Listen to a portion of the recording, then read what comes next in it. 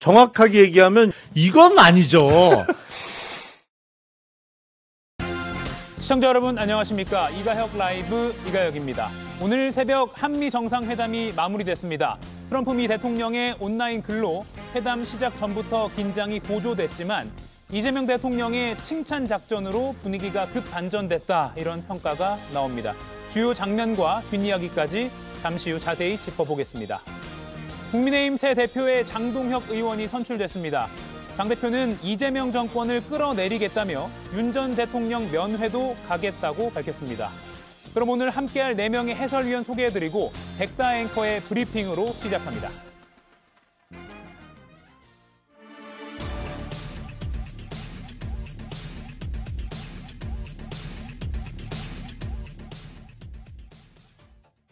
트럼프 대통령께서 매우 위협적으로 SNS를 쓰셨고 우리 참모들 사이에는 우려를 했습니다. 그런데 저는 이미 그러지 않을 거라는 점을 알고 있었습니다. 결과는 아주 좋았습니다. 회담 불과 3시간 전에 올라왔었던 트럼프 미국 대통령의 SNS 메시지, 심장을 철렁하게 했죠. 하지만 이재명 대통령은 칭찬으로 정상회담의 문을 열었고 트럼프 대통령의 마음을 단번에 녹인 듯합니다. Well, thank you very much. It's an honor to be with you. And I think you are much more prone to doing that than other leaders that I've been working with from South Korea. 이후 양국 정상은 대통령실이 적힌 펜을 즉석에서 주고받기도 했는데요. It's a nice pen. You want to take it with you? Oh yeah. I'll use it. 영광이지. 피스메이커와 페이스메이커의 화기애애했던 만남, 북미 정상회담으로 이어질 수 있을까요? 네, 방금 보신 영상처럼 이재명 대통령은 결과가 아주 좋다, 기대보다 훨씬 많은 양해와 격려를 받았다라고 자평했습니다. 지금 이 4분께 짧게 총평을 먼저 들어보고 이야기 자세히 좀 나눠보겠습니다. 정광재 의원님, 어제 새벽에 생방송 보셨습니까? 생방송은 못 봤고요. 예. 3시간 전에 나온 트럼프 미국 대통령의 SNS 메시지만 확인하고 실제 이 성과가 있을까 걱정한 마음이 있었는데 예. 사실 어떤 평가를 내리기에는 우리가 알고 있는 결과물들이라는 게 거의 없습니다. 그러니까 어떤 성과를 냈기 때문에 이에 대한 평가가 이루어져야 하는데 사실 지난 7월 말에 있었던 관세율 15% 일괄 타결 이후에 구체적으로 무엇에 대한 합의가 있었는지에 대해서는 이번 정상 합의 회담 과정에선 전혀 얘기된 바가 없기 때문에 지금으로서는 어떤 특별한 평가를 내긴 어렵다고 봅니다. 지금 여당이 얘기하는 것처럼 자화자찬한 일도 아니고 우리 당은 외교 참사라고 표현했는데 여하튼 그 중간 어느 지점에 저의 평가는 있습니다. 예, 아직은 좀 보류적인 네. 입장이라고 보면 되겠네요. 이재명 의원님. 첫 고개는 잘 넘었고요. 예. 아직도 19개의 고개가 남아있다. 이 정도로 말씀드리겠습니다. 19개나 남았습니까? 그럼요. 예, 알겠습니다. 김유정 의원님. 칭찬을 하니까 칭찬이 오더라고요. 그러니까 이재명 대통령이 굉장히 거래 기술 책도 읽고 트럼프 대통령에 대해서 철저하게 파악하고 준비를 했다라고 생각을 합니다. 그런 점에서 G7에 참석을 하긴 했습니다마는 사실상 이번에 한미 정상회담이 국제 무대에 본격적인 대비하는 무대였다고 저는 생각을 하고요. 그런 점에서 상당한 성과가 있었다라고 생각을 합니다. 예. 특히 한미 양국 간의 어떤 신뢰를 만들었다는 점, 그리고 북미 간의 어떤 대화의 물꼬를 텄다는 점, 그리고 무엇보다 주한미군 유연화 문제랄지 농산물 개방은 향후 실무 협상에서 어떤 식으로든 압박할 수 있겠지만 적어도 일본처럼 관세가 기존 관세의 플러스 15%였어. 이런 일은 없었잖아요. 그러니까 기존의 어떤 협상을 큰 틀에서 지켜냈다는 점. 그런 점에서 저는 우려와 긴장 속에 시작을 했습니다마는 화기애애하게 잘 마무리가 된 한미 정상회담이었다라고 평가합니다. 예, 김용남 의원님. 최악의 환경에서 최선의 결과를 도출해냈다라고 생각을 합니다. 왜 최악의 환경이라고 말씀을 드리냐면 한미 정상회담은 역대 어느 정부나 가장 중요한 외교 행사였습니다만 지금 트럼프 대통령처럼 상대하기 어려운 미국 대통령이 있었던 적은 없었던 것 같습니다. 그러니까 우리가 최근에 봤던 남아프리카 공화국 대통령과 트럼프 대통령의 정상회담 내지는 우크라이나의 젤렌스키 대통령과 트럼프 대통령의 정상회담에서 발생한 일들을 보면 이게 정상회담에서 상상하기 어려운 정말 공격적이고 뭐랄까요 아주 상대방을 난처하게 만드는 장면들이 종종 있었는데 그런 의미에서 최악의 환경에서 이루어진 정상회담이었는데 그래도 좋은 결과 내지는 선전한 결과가 도출됐다라고 생각이 됩니다. 예, 사실 돌발 행동, 돌출 행동이라는 키워드가 항상 트럼프 대통령이 붙기 때문에 초반부터 휘말려들면 안 된다 이런 우려가 많았는데 모두 발언에서 트럼프 대통령은 조선업으로 운을 뗐고요. 그 직후 이재명 대통령의 발언 기회가 되자 이 발언을 통해서 분위기가 좀 확 풀어졌다라는 평가가 나옵니다. 이 대통령의 모두 발언 한번 들어보시겠습니다. 이 대통령께서 이 오벌 오피스를 새로 꾸미고 있다는데 정말로 밝고 황금색으로 빛나는 게 정말 보기 좋습니다. 피스메이커로서의 역할이 정말로 눈에 띄는 것 같습니다. 한반도에도 평화를 좀 만들어주셔서 김정은과도 만나시고 북한에 트럼프 월드도 하나 지어서 거기서 저도 골프도 칠 수 있게 해주시고 그래서 전 세계가 인정하는 정말 세계사적인 평화의 메이커로서의 역할을 꼭 해주시길 기대합니다. 아마 기다리고 있을 것 같습니다. 대통령께서 피스메이커를 하시면 저는 페이스메이커로 열심히 지원하겠습니다.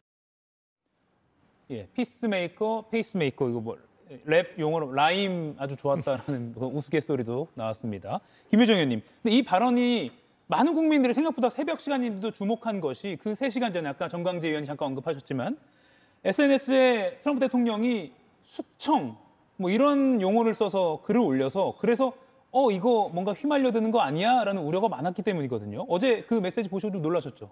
깜짝 놀랐고요. 예. 불과 정상회담을 뭐 한 3시간여 앞두고 그런 글이 SNS에 올라오니까 트럼프 대통령 특유의 그 충격과 공포 전술이 이제 시작인 건가? 예.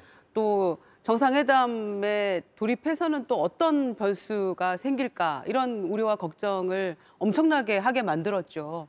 그런데 다행히 정상회담이 시작되고 나서는 이재명 대통령의 이제 저런 그 발언도 있었습니다마는 굉장히 화기애애한 분위기 속에서 잘 이루어졌고 또 가지고 있었던 오해도 풀렸고 예. 잘 설명을 통해서 이제 그렇게 얘기가 돼서 참 가슴을 쓸어내렸는데요. 그 극우 뭐 우파들 중에서는 예. 또 극우 그 유튜버 중에서는 이 SNS를 보고 나서 과거에도 집회에서 미국이 우리를 윤석열 대통령 구하러 올 것이다. 또 뭐 트럼프 대통령이 구하러 올 것이다. 뭐 이런 얘기들이 돌았었잖아요. 예. 계속해서 그걸 또 믿고 있는 사람들도 많았었는데 어제 이제 오늘 새벽에 이제 그 정상회담을 통해서 이제는 황상이라고 부르더라고요. 트황상이 이제 윤석열 대통령 구하러 온다라는 얘기까지 쫙 퍼지면서 굉장히 기대를 했던 모양이에요. 예. 그런데 나중에는 이제 회담이 화기애애하게 되고 오해가 풀렸고 이해했다 이렇게 얘기가 나오니까 트럼프 대통령도 친중 좌파다. 지금 이런 얘기들을 하고 있다는 거예요. 심지어 트럼프 대통령도 친중 좌파가 된 겁니다. 그러니까 이제 이 정도로 그 SNS의 파급력은 굉장히 폭탄 발언처럼 느껴졌었는데 결국에는 잘 풀려서 다행이었다라고 생각합니다만 한편 우려되는 것은 도대체 숙청이나 혁명과 같은 그런 메시지는 누구로부터 어떻게 정보 보고를 받고 SNS에 올리게 됐을 것인가. 실제로 한국의 극우와 그 마가 세력과 그 연결고리가 이제 고든창, 뭐 로라 로머 이런 인물들이잖아요. 예.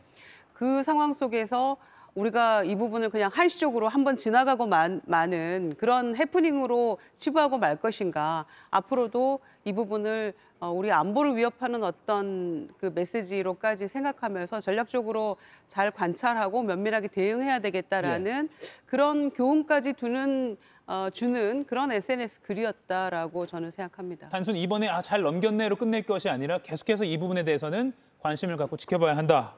이재영 의원님, 어제 이 트루스 소셜 오늘 새벽이네요. 이 메시지 어떻게 보셨습니까? 새벽에 나와서 다행이었다고 생각했어요. 왜냐하면 이게 낮에 나왔으면은 진짜 언론뿐만 아니고 뭐 말씀하셨던 극단적 정치적 생각을 가지고 계신 분들이 아마 더 난리가 나지 않았을까라는 생각이 듭니다. 저는 이게 기선제압용이라고 스스로 생각을 했었고 예.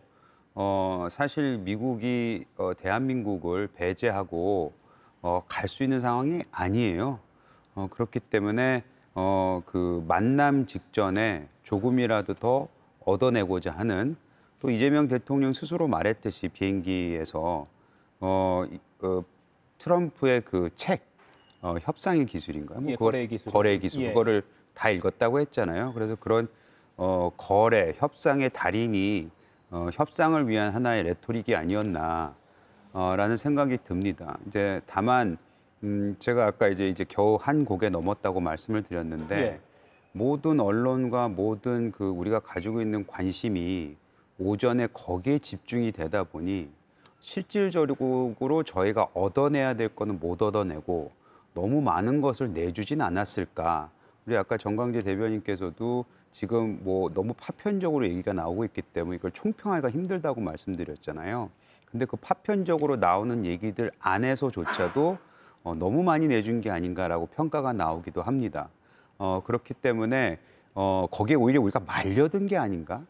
할 말을 못하고 온 게 아닌가? 너무나도 잘 보이려고 한 건 아닐까?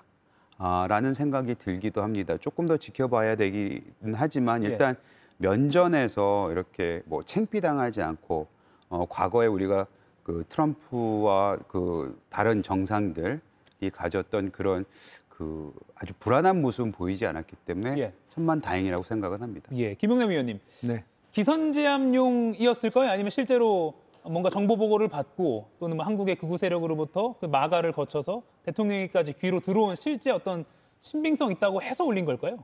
근데 이제 트럼프 대통령이 언급한 게 방금 나왔던 숙청 또는 뭐 혁명이 대한민국에서 일어나고 있는 거 아니냐라는 취지의 메시지도 있었습니다만 구체적으로 두 가지를 또 언급을 했어요. 하나는 교회에 대한 압수수색건을 언급을 했고 또 미군 기지에 뭐 사실은 미군 기지에 있는 우리 공군의 작전사령부에 압수수색이 들어갔던 것인데 그 두 가지 사실을 언급한 게 있거든요. 이거는 트럼프 대통령 귀에 누군가가 속삭여주지 않으면 미국 대통령이 알 수 있는 내용이 아니잖아요. 뭐 트럼프 대통령이 온통 신경을 대한민국에만 쏟고 있지 않는 한 그런 일을 알 수는 없거든요. 그러니까 단순 기선제압용으로 어떤 언급을 했다기보단 누군가는 트럼프 대통령 귀에다가 이런저런 얘기를 속삭여주고 있는 사람이 분명히 있는 겁니다. 그러니까 앞으로 조금 걱정되는 측면이 있는데 자꾸 한미 정상 간의 회담 횟수가 늘어나고 만남을 이어가면서 그런 오해를 풀어야겠죠. 예.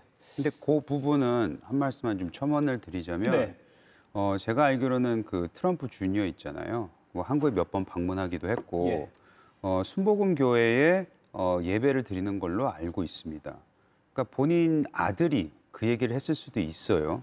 그러니까 사실 개신교를 그 당시 이제 압수수색을 했을 때 두 군데를 했을 때 김장한 목사님하고 그다음에 저 순복음 교회를 했을 때 교계에서는 굉장히 큰 반발이 있었고 이거 종교 탄압이 아니냐 무리한 수사라는 얘기는 나오긴 나왔었거든요. 그래서 아마 본인 아들이 얘기했을 수 있는 가능성도 있기 때문에 이거는 그냥 쉽게 넘어갈 일은 아닌 것 같습니다. 네, 이 한미 정상회담을 앞두고 우리 측에서 굉장히 어려운 협상이 될 것이다라고 이렇게 예상했었던 것 중에 하나가 트럼프 미국 대통령이 갖고 있는 예측 불가능성도 있지만 지금 트럼프 미국 공화당 정부와 우리 이 진보 정권의 간에 불화가 있을 가능성, 이것에 대해서 걱정하는 사람들이 많았을 겁니다. 트럼프 미국 대통령도 아마 대중 견제라든가 대북 정책을 본인의 방향으로 운영하는 데 있어서는 사실 국내에서는 보수 정권이 훨씬 더 대화의 파트너로 유용할 거라고 개인적으로 생각할지도 몰라요. 그래서 이재명 대통령이 갖고 있는 외교관이나 이른바 친중 외교 이런 부분에 대한 경계심이 있었을 텐데 지금 얘기했었던 뭐 교회에 대한 압수수색이나 뭐 미군 부대에 대한 압수수색 이런 것들은 물론 이제 오해였다라고 얘기는 하고 있지만 앞으로도 이게 굉장히 그 트럼프 미국 대통령으로서는 간과할 수 없는 주제다라는 측면을 우리에게 뭐 경고성으로 한 측면도 있다. 이렇게 해석하시는 분들도 많은 것 같습니다. 예, 지금 네 분의 패널 모두 그 트루스 소셜에 있는 메시지가 이번에 그냥 잘 넘겼다고 넘어갈 것이 아니라 앞으로 트럼프 대통령이 어떤 정보가 어떤 루트로 한국에 대해서 들어가느냐를 잘 관찰하고 적절히 대응해야 한다라고 지적을 해주셨습니다. 아까 모두 발언이 상당히 주목을 끈 이유가 이른바 뭐 매복 공격이라고도 비유적으로 표현하던데요. 지난 5월에 남아공 대통령이 트럼프 대통령을 만났을 때 언론 앞에서 망신주기 발언을 했기 때문입니다. 그 영상 보고 이야기 더 나눠보겠습니다. Burial sites right here. Burial sites. Over 1,000 of white farmers. People who do get killed, unfortunately through criminal activity, are not only white people. Majority of them are black people. 이렇게 남아공 대통령 입장에선 전혀 예상하지 못한 이슈를 영상까지 준비해서 트럼프 대통령이 공개적으로 또 내용도 정확하지 않은 것을 이렇게 내밀었기 때문에 당시 생방송 중에 그대로 남아공 대통령은 당할 수밖에 없었는데 그래서 이재명 대통령이 모두 발언에서 상당히 잘 이끌었다, 넘어갔다라는 평가가 나오는 것 같습니다. 앞서 이례적으로 또 3실장이 모두 미국으로 향하면서 이 한미 정상회담 전에 뭔가 좀 삐걱거리는 거 아니냐라는 추정도 나왔는데 회담이 끝난 오늘 한국 시각으로 오후에요. 강훈식 대통령 비서실장이 왜 미국행 비행기에 올랐는지를 설명했습니다. 들어보시죠.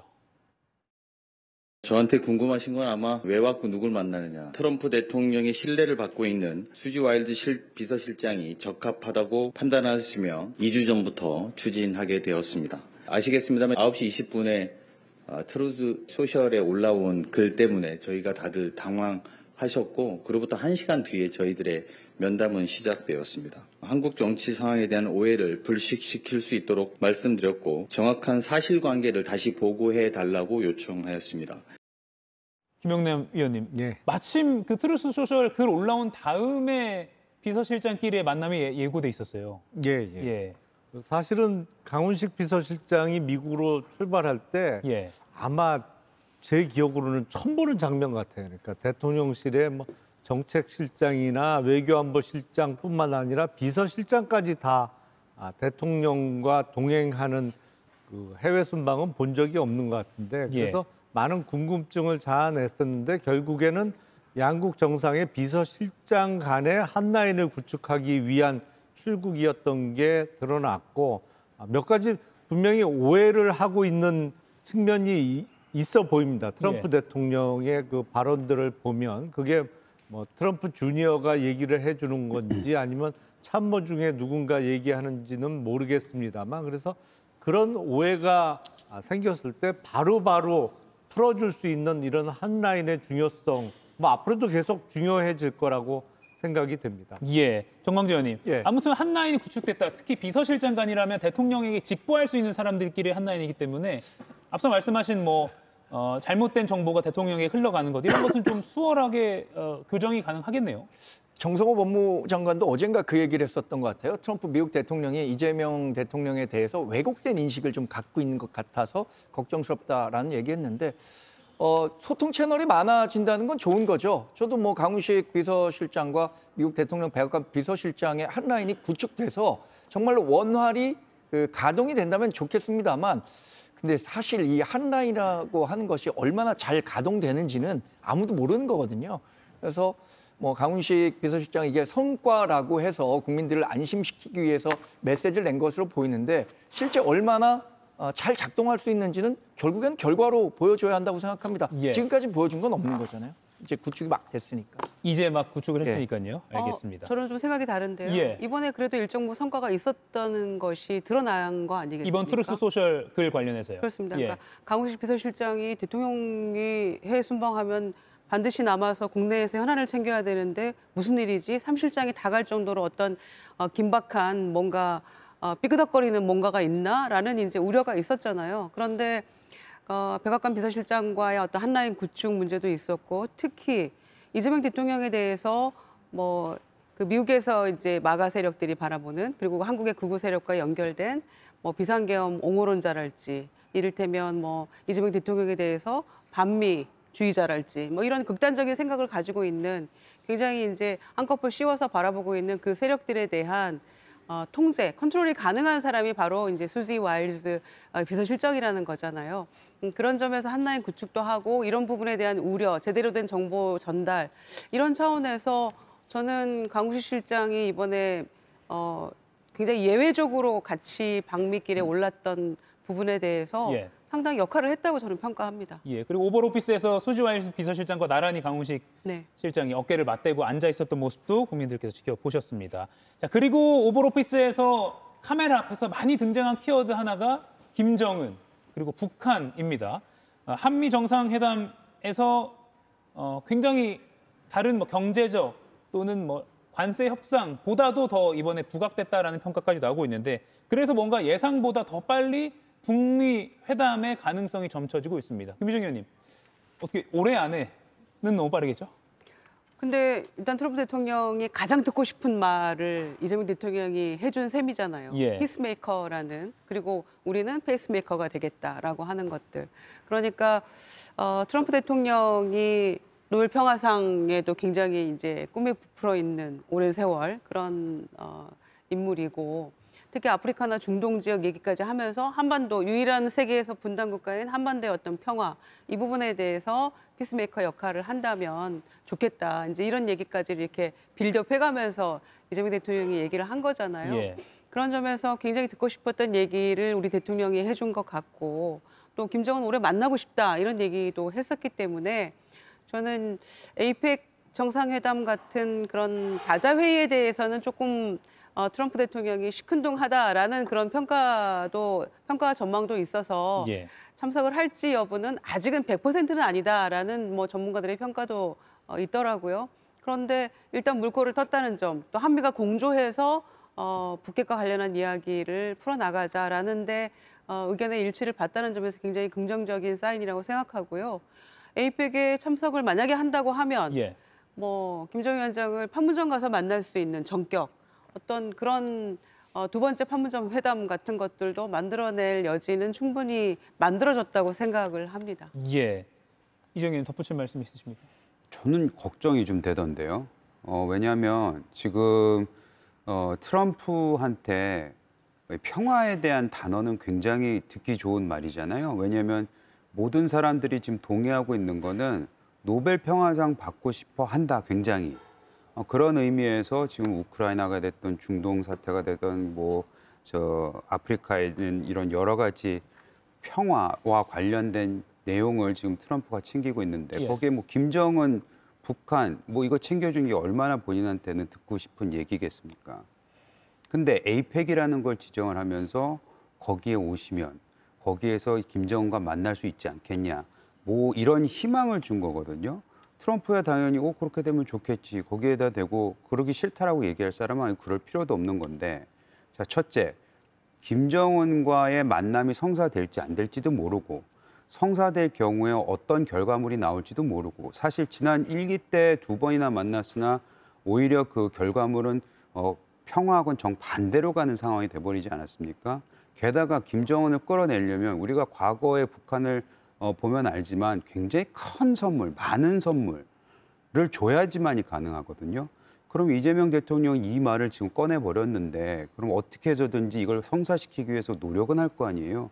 그럼 거기에 또 얼마나 많은 또 협상 과정에서 북한한테 내어줄지, 이런 것들이 저는 지금 좀 걱정이 돼서 예. 지금 이것이 뭐 만들어져서 결과적으로 한반도 평화에 큰 기여를 하고 있고 뭐 뭔가를 종지부를 찍을 수 있다면은 좋겠으나, 그거 아닌 상태에서 지금 요 말 한마디 가지고 뭐 평화가 다 온 듯처럼 아니면 이것이 반드시 성공될 것처럼 이렇게 예단하는 건 매우 위험하다고 생각합니다. 예. 이 사안은 김영남 의원님 덧붙일 말씀 있으십니까? 아니 그러니까 뭐 걱정하시는 취지는 잘 알겠는데, 예.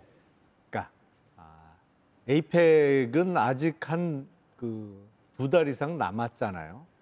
그리고 트럼프 대통령의 역대 어떤 다른 나라와의 외교 내지는 정상회담을 보면 예를 들어서 그런 거죠. 브라질에 지금 룰라 대통령이 당선이 돼서 재직하고 있는데 룰라 대통령 전임자인 보우소나루 그 전 브라질 대통령이 이른바 별명이 남미의 트럼프였잖아요. 근데 보우소나루 대통령이 재판에 회부됐다고 하면서 브라질에서 훌륭한 지도자를 만연 사냥하려고 한다고 하면서 브라질에 대해서 상호간세율을 50%를 매겼어요. 그러니까 이게 언제 어떤 폭탄이 터질지 모르는 약간 그런 스타일이란 말이에요. 예. 지금 당면 과제부터 풀어나가야죠. 그래서 에이펙에 정말 김정은이 올지 안 올지 모르겠습니다만 그건 뭐 트럼프 대통령이 정말 에이펙 참석 의사를 밝히면 또 그때 가서 해결해 가면 된다라고 저는 생각을 해요. 근데 예. 지금 본인의 소셜 미디어에도 뭐 이상한 얘기를 올렸습니다만 저렇게 왜곡된 인식을 분명히 하고 있는 것 같은데 당장 당면 과제를 잘 해결하는 게 더 급하지 않겠어요? 아무래도. 예. 물론 에이펙은 이 오버로페이스에 있던 기자의 질문을 통해서 에이펙 이슈가 나와서 참여할 거냐, 만약 김정은이 오면 같이 만날 거냐 이렇게 좀 이야기가 진행됐습니다. 그리고 이 평화 관련해서 노벨 평화상을 직접 언급 안 한 부분도 굉장히 세련됐다라는 평가도 나오긴 하더라고요. 미국 내에서 이미 너무 에이펙은 매우 중요한 회의입니다. 예. 그리고 우리나라가 굉장히 많은 준비를 했고 꽤 성과를 낼 수 있을 것 같은 그런 지금 분위기가 지금 형성되고 있어요. 예. 고위급 장관 대화들도 많이 이루어지고 있고. 근데 김정은을 여기다 갖다 끼워넣는 건 일단 에이펙의 성과가 좀 줄어들 수도 있는 효과도 있을 수 있어요. 왜냐하면 우리한테는 한반도 평화만큼 더 중요한 얘기가 어디 있겠습니까? 근데 과거에서 보시면은 트럼프하고 김정은하고 만남에 있어서 뭐 서두에 뭔가 이렇게 많은 빵빠레를 울리거나 이런 뭐 사전 예고가 있지 않았습니다. 뭐 폼페오가 북한에 가는 정도, 그것도 극비에 갔었죠. 예. 이런 사전 준비가 굉장히 극비리에 준비된 상황에서 이게 이루어졌지. 무슨 회담하다가 갑자기 오세요, 김정은 만날 수 있지 않으세요? 나도 만나러 가겠습니다. 이런 식의 대화를 통해서 뭘 과연 할 수 있을까? 과연 진정성을 느낄까? 북한은 그 진정성을 느낄 수 있을까? 아니면 진정성 느끼게끔 다시 말씀드리지만 우리가 뭘 내줘야 될까? 그런 건 걱정 안 할 수가 없죠. 예. 아니 에이펙에 김정은 위원장이 오기는 매우 어려울 거예요. 다자회의에 참석 전례가 없죠. 예, 어려울 거고 거의 불가능하다고 보는데 또 트럼프 대통령도 마찬가지로 다자회의에 시큰둥한 편이에요. 그런데 만약에 오게 된다면 그때 기왕에 한국에 온 김에 뭔가 물꼬를 틀 수 있는 전격 뭐 이런 깜짝 회동 이런 거에 대해서 굉장히 또 특별한 재주가 있는 분 아닙니까? 트럼프 대통령이. 그러니까 이제 그때를 뭔가 생각할 수 있다는 것이고 저희가 남북관계 복원이라는 게 단칼에 해결될 수 없는 것이라고 이재명 대통령이 누누이 얘기를 해왔고 그다음에 지난 3년간 완전히 단절돼 버렸는데 그럼 이걸 어떻게 복원해 나가야 되겠어요? 그러니까 이렇게 가능한 것부터 차근차근 해 나갈 수밖에 없는 것이고 시도를 해보는 거죠.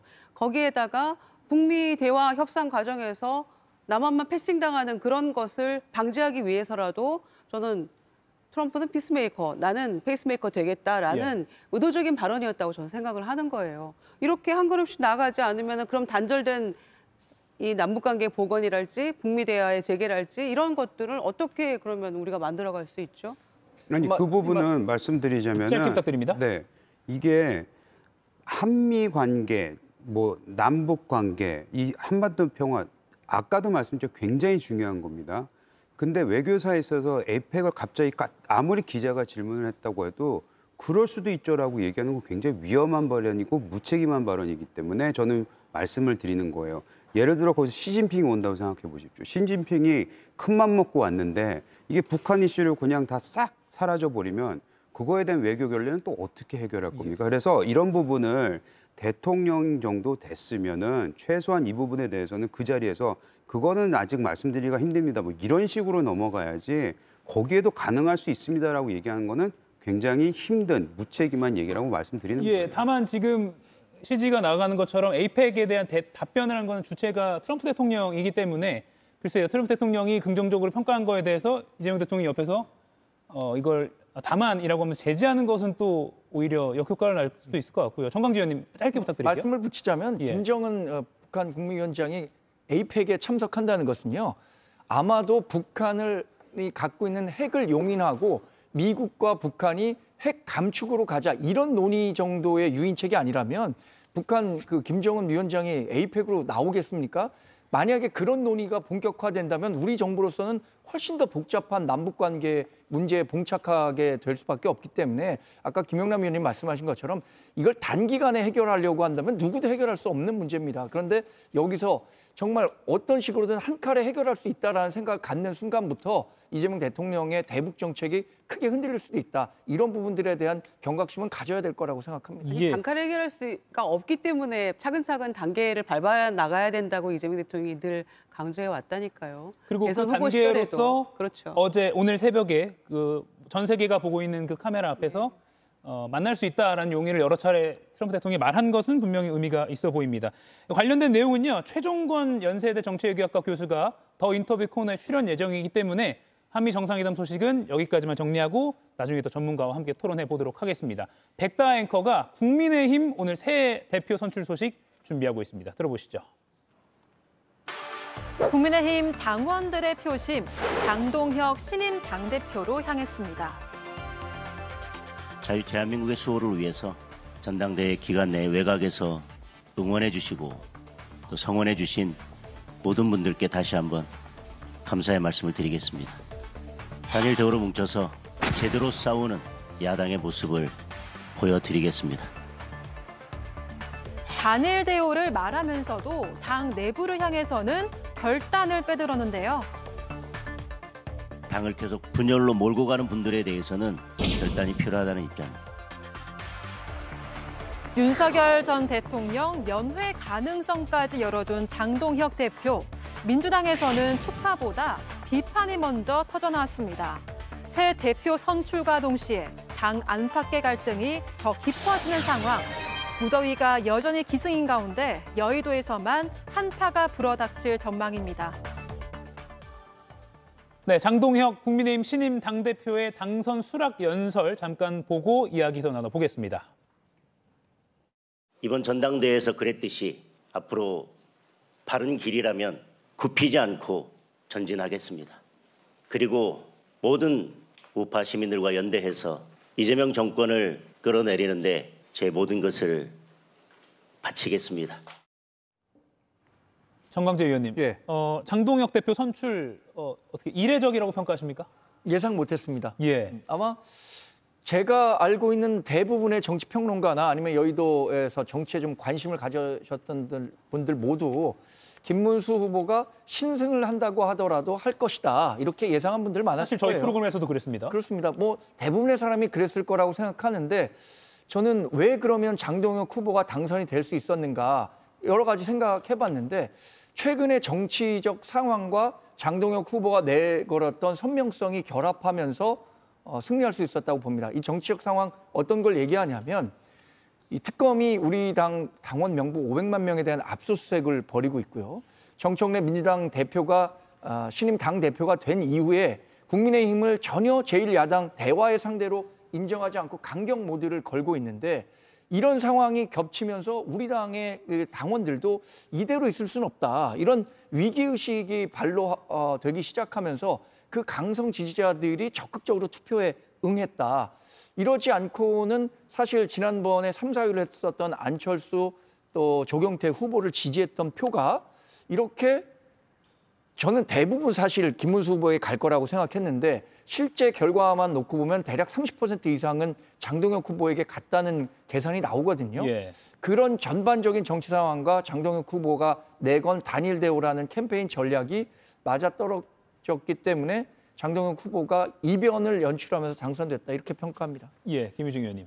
김문수 후보는 나는 3선, 장동혁 후보는 3년차 의원, 또 포용과 축출, 통합과 분열, 뭐 이런 어떤 그 대립되는 컨셉으로 막판 결선에 임했던 것 같은데 결과적으로는 저는 과거에 한동훈 대표를 63% 지지율로 선출했던 것, 그다음에 지난 대선 과정에서 그 국민의힘 내부에서조차 당내 쿠데타 아니냐 한밤중에라고 했던 한덕수 전 총리와의 후보 단일화 과정이랄지 이런 것들을 바로잡는 데 어떤 역할을 국민의힘의 당원들이 집단지성을 발휘해서 지켜왔다고 생각을 했거든요. 그런 측면에서 매우 극단적으로 아주 극우적으로 나가고 있는 장동영 후보나 김문수 후보나 다 반탄 세력이긴 마찬가지입니다만은 상대적으로 김문수 후보가 너무 온건하게 보이는 거예요. 장동영 후보를 기준으로 삼으니까. 예.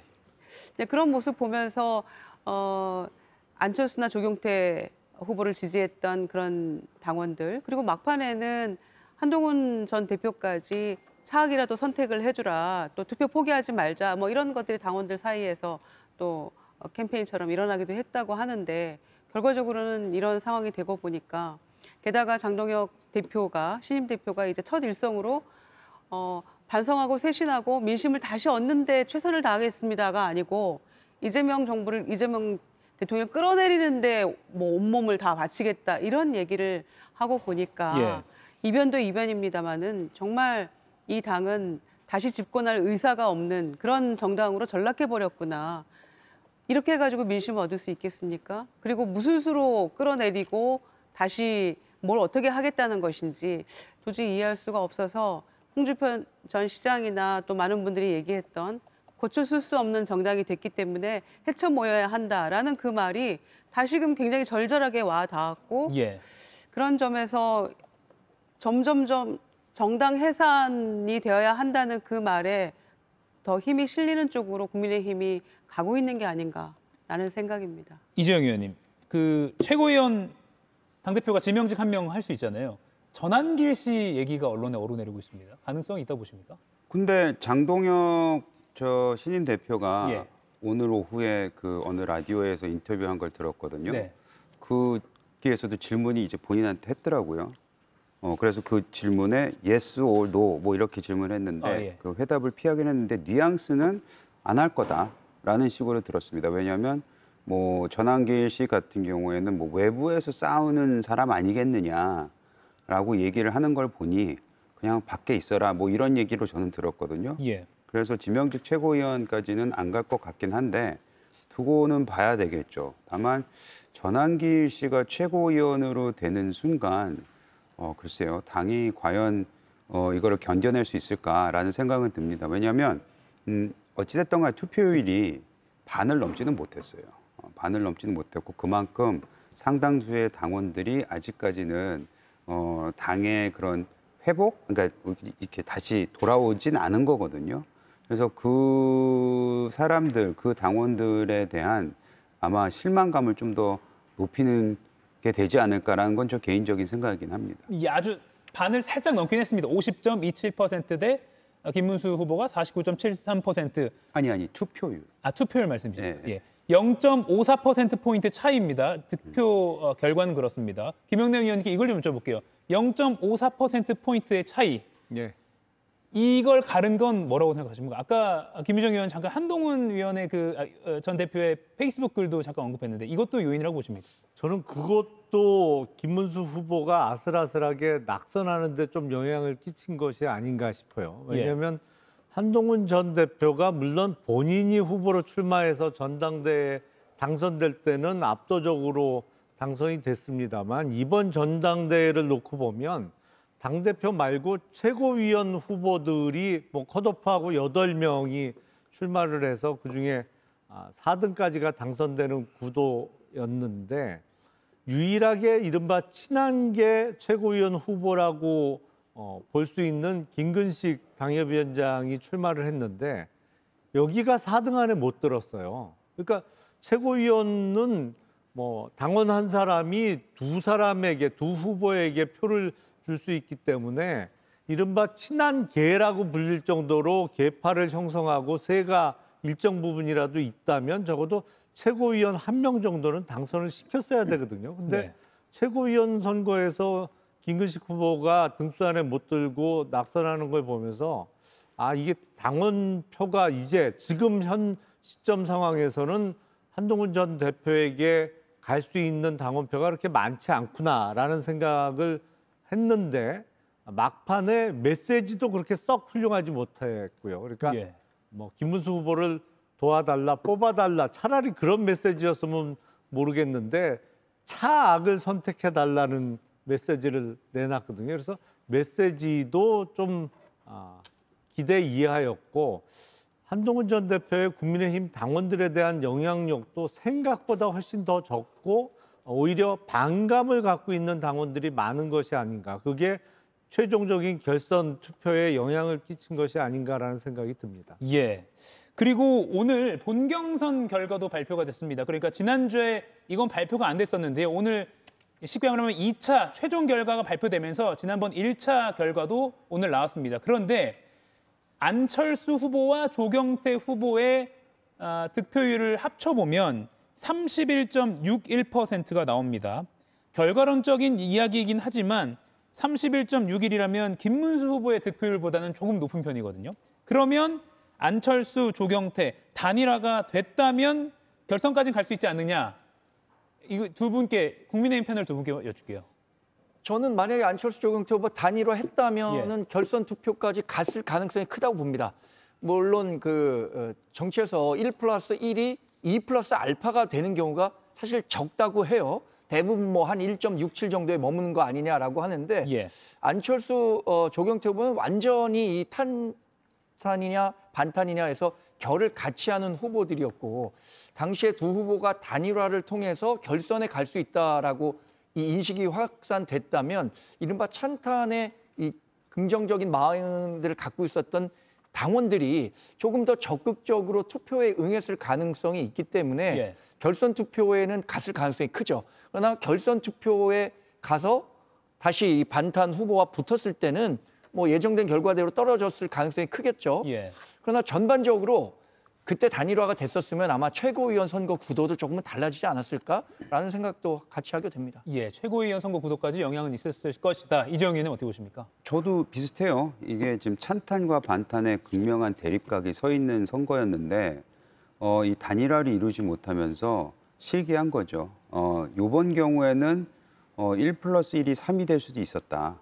왜냐하면 이 단일화를 통해서 좀 더 많은 당원들이 그리고 국민적 관심을 가질 수 있었을 텐데 그거를 실패하면서 사실은 이제 거품이 빠져버렸다고 저는 생각을 하고 그것으로 인해서 혹여라도 최고위원 선거에 영향을 주지 않았을까 있었다고 봅니다. 왜냐하면 김근식 후보 같은 경우에도 뭐 낙선은 했지만 그 3등하고의 표차는 굉장히 4등하고의 표차는 적었거든요.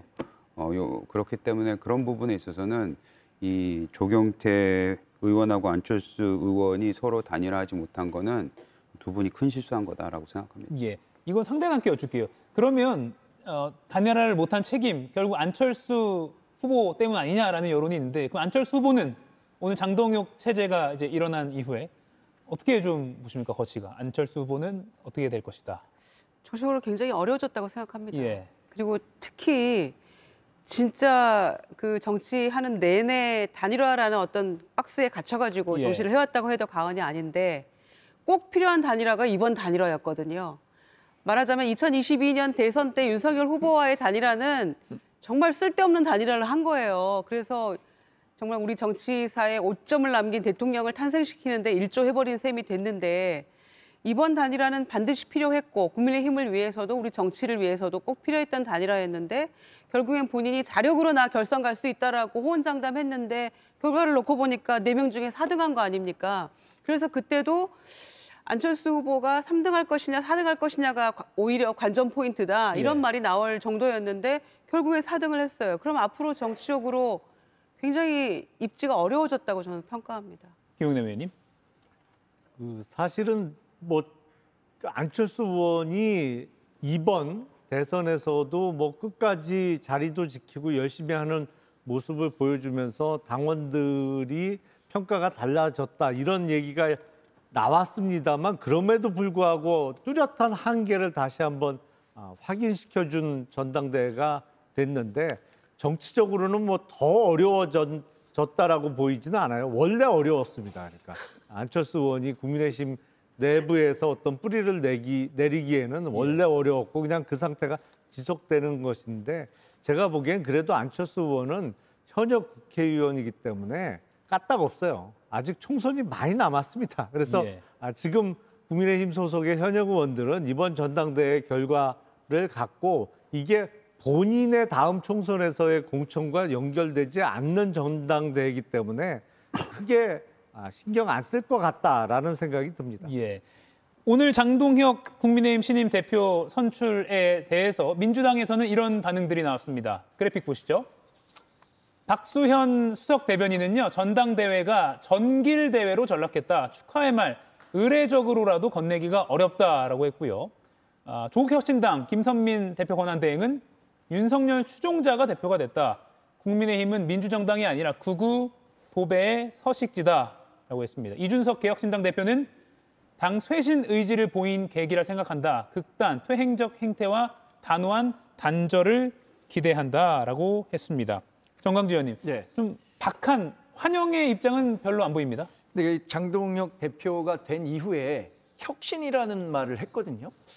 근데 지금 당내에서 주로 쓰는 말은 혁신 쇄신파와 똑같은 혁신이라는 얘기를 하고 있는데 이 혁신의 방향이 정말 같아지면은 우리 당이 정말 바뀔 수 있는 계기가 될 거라고 생각하는데 혁신이라는 똑같은 단어를 두고 방향이 다르다면 앞으로도 굉장히 좀 어려운 시기를 보낼 수밖에 없는 거죠. 예. 근데 이런 평가는 가능할 것 같습니다. 장동혁 대표가 되면서 우리 당이 좀 젊어졌다. 또 파이팅할 수 있는 정당이 되겠다라는 희망을 찾는 분들은 있는 것 같아요. 그런데 그 방향을 잘 잡아놓고 파이팅을 해야 되는데 이 부분과 관련해서는 여튼 당내에서 여러 이견들이 있을 수밖에 없는 사안이라 사실 저는 장동혁 대표가 우리 당을 잘 이끌어서 예. 다음 지방선거 또 총선까지 승리할 수 있는 계기를 마련해 주기를 기대하고 있는데 그 과정이 쉽지만은 않다. 그러나 결국에는 당대표가 갖고 있는 정치력 리더십에 달려있지 않겠습니까? 예. 이재용 의원님, 보태실 말씀 있으십니까? 이준석 당대표의 이 글이 저는 그냥 읽으면서 왜 이런 얘기를 했지? 그랬더니 아니나 다를까 이준석 대표의 그 특유의 시니컬한 예. 이 아닐까라는 생각이 들긴 하는데요. 글쎄요. 뭐 사실 이재명 대통령이 과거의 그 정치인 시절에 보면 반미, 반일 가장 앞장섰던 분 아니세요? 그 시절에 이재명이란 정치인의 지금의 이재명 대통령을 보면은 아마 친미, 친일 정도로 될 거예요. 그러니까 위치가 바뀌고 하는 과정에서 다른 입장을 취할 수도 있으니 전 뭐 다행이라고 생각을 하는데 이 정도로 외교 성과를 이룬 것에 대해서 장동혁 대표도 그랬으면 좋겠습니다. 네. 네, 알겠습니다. 아까 정강재 의원이 파이팅을 말씀하셨는데 힘내자가 아니라 진짜 싸우는 파이팅이 될 수도 있겠다라고 예측하는 경우가 많습니다. 아까 방금 그 새 대표 선출에 대한 상대당의 반응도 그렇고요. 협치의 계기라는 게 만들어질 수 있을까요? 두 분께 둘 다 여쭐게요. 장동혁 대표가 그 파이팅을 어디 나가서 장외에 나가서 그 아스팔트 세력과 함께 모여가지고 파이팅을 하겠다는 건지는 모르겠습니다. 그렇게 해서 이재명 대통령을 끌어내리겠다는 그런 파이팅인가요? 그래서 저는 전당대회 과정에서 결선 투표까지 치른 마당이니까 전략적으로 그렇게 조금 센 발언들을 통해서 일단 대표가 되고 그다음에는 또 전략을 바꿔서 제대로 국민의힘이 인정받는 방향으로 가려는 거였으면 참 좋겠다. 저희 희망 사항입니다. 예. 그러면은 좀 보수에도 희망이 생기지 않을까 생각하는데요. 기대는 안망이라고 저는 일단 보여집니다. 근데 여야 협치의 상황은 저는 이제 이재명 대통령은 이렇게 얘기를 했잖아요. 당내에서 국민의힘 당내에서 어떤 정당한 절차를 거쳐서 선출된 그런 당 대표라면 반탄파여도 인정할 수밖에 없다라는 얘기를 했는데 그 협치의 계기라는 게 언제 어떻게 만들어질지 정청래 대표하고 또 이제 사실은 일단 외피적으로는 강대강의 어떤 대결처럼 지금 비춰질 그런 상황이잖아요. 그래서 대통령이 이제 한미 정상회담 마치고 귀국을 하면 저는 아마 그런 맥락에서 말씀을 했기 때문에 여야 당대표들은 이제 신임 당대표가 또 선출이 됐으니까 당대표 회동을 통해서 한일 정상회담 그리고 한미 정상회담의 어떤 성과에 대해서 얘기를 하고 또 결과에 대해서 같이 공유하는 그런 시간을 가질 거라고 생각하거든요. 네. 아마 그때가 이를테면 정청래 대표와 지금 악수 안 하겠다고 하는 지금 이 양당의 대표들이 만날 수 있는 그런 첫 만남이 될 것 같아요.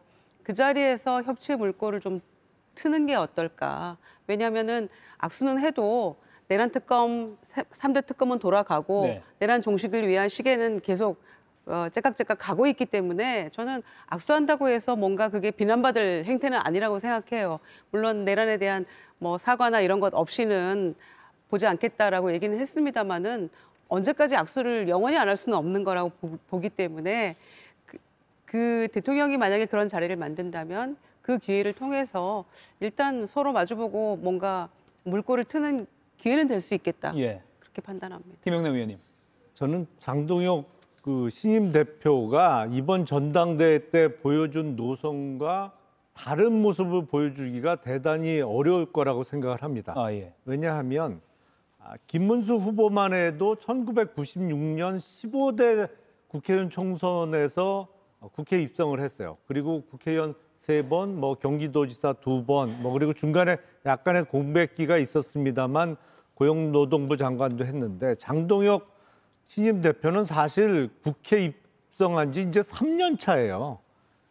그 얘기는 뭐냐면 자기가 어떤 정치적인 단단한 기반이나 뿌리를 내리기에는 대단히 짧은 시간이었습니다. 이번 전당대회를 보면 사실은 친윤 내지는 수면 밑에 있다고 하는 이른바 언더 친윤의 어떤 등에 올라타서 당대표가 됐다고 봐도 무방하거든요. 예. 그렇기 때문에 어떤 강한 당 장악력을 갖고 자기가 전당대회를 치르면서 당선을 위해서는 뭐 이른바 탄핵에 찬성했던 사람 다 쫓아내겠다라고 얘기는 했습니다만 예. 이제 당대표가 돼서는 통합이다 아니면 같이 잘해보자 이렇게 노선을 바꾸기가 대단히 힘들 겁니다.